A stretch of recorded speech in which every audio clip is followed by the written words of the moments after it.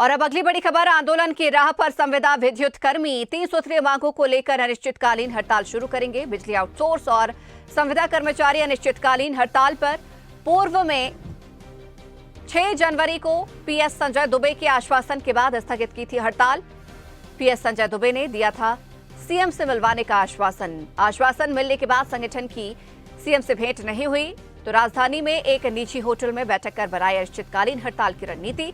संविदा विद्युत कर्मियों की हड़ताल होने से प्रभावित होगी विद्युत व्यवस्था।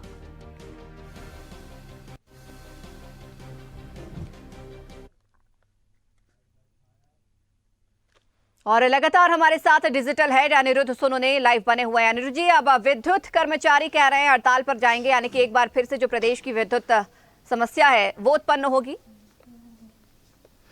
जी हां, कल देर रात लगभग 12 बजे के बाद विद्युत कर्मियों ने अपनी हड़ताल चालू कर दी है। इनमें आउटसोर्स कर्मचारी, संविदा कर्मचारी और नियमित कर्मचारी, ये सब मिला के लगभग 70,000 विद्युत कर्मचारियों ने कल देर रात 12 बजे के बाद अपनी हड़ताल चालू कर दी है। इसके पहले भी वो अपनी मांगों को लेके कई बार हड़ताल पर बैठ चुके हैं, धरने कर चुके हैं, आंदोलन कर चुके हैं, लेकिन सरकार उनकी नहीं सुन रही है, ऐसा उनका कहना है। 70,000 से ज़्यादा बिजली कर्मचारियों ने अपनी हड़ताल शुरू की है, जिसमें 45,000 आउटसोर्स कर्मचारी हैं, 7,000 संविदा कर्मचारी हैं और नियमित कर्मचारी 19,000 हैं।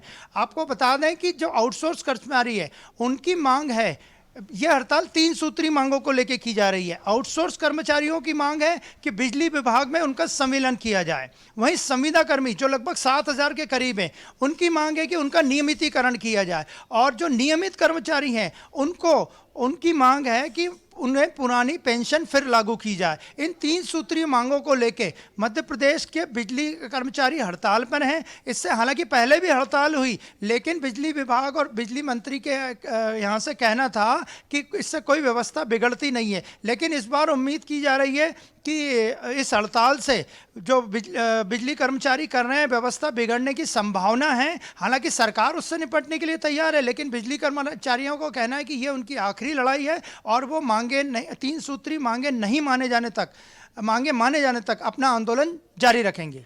बिल्कुल अनिल जी, खैर इसमें कोई दो राय नहीं कि जब से जैसे चुनाव नजदीक आते हैं तमाम संगठन जो है वो अपनी मौजूदगी दर्ज कराने की कोशिश में लग जाते हैं। जिस तरीके से देखा जाए, यहाँ पर सरकार की मांगे नहीं मानना, इनका धरना प्रदर्शन करना कहीं ना कहीं अपनी महत्वपूर्ण भूमिका निभाने की ओर इशारा यहाँ पर ये तमाम संगठन करते हैं। लेकिन इस मामले में क्या माना जाए अनिल जी कि सरकार और इनके बीच में कम्युनिकेशन नहीं हो पा रहा है, एक संवाद की कमी है? नहीं, कोई संवाद की कमी नहीं है। लगातार जो पिछली हड़तालें, धरने प्रदर्शन हुए, उस वक्त सरकार की तरफ से, बिजली मंत्री की तरफ से पूरा संवाद इनसे किया जा रहा है। दरअसल 45,000 जो आउटसोर्स कर्मचारी हैं वो आउटसोर्स कर्मचारी के रूप में तो काम कर रहे हैं, लेकिन उनका कहना है कि उनका संविलियन किया जाए बिजली विभाग में, जबकि बिजली विभाग नहीं चाहता कि उनका संविलियन हो। इसी तरह जो संविदा कर्मी हैं वो चाह रहे हैं कि उनका नियमितीकरण किया जाए, जबकि वो वैसे भी बिना नियमितीकरण के भी काम कर रहे हैं। तो ये कुल मिला के जो संविदा कर्मियों की और आउटसोर्स कर्मियों की हड़ताल है, ये सरकार पे एक प्रेशर बनाने के लिए हड़ताल है। लेकिन सरकार किसी भी हाल में, ये पिछले कई वर्षों से ये मांगें चली आ रही हैं 3 सूत्रीय, लेकिन सरकार इनकी मांगें मानने को तैयार नहीं है और आगे भी सरकार झुकने को तैयार नहीं है। चलिए, बहुत शुक्रिया हमारे साथ जुड़ने के लिए और इस खबर पर चर्चा करने के लिए। तो आपको बता दें कि संविदा विद्युत कर्मचारी भी अब हड़ताल पर जाने की बात कह रहे हैं, जिससे प्रदेश भर की विद्युत आपूर्ति में कहीं ना कहीं देखा जाए तो कमी देख सकते हैं, क्योंकि यहाँ पर काम प्रभावित माना जा रहा है।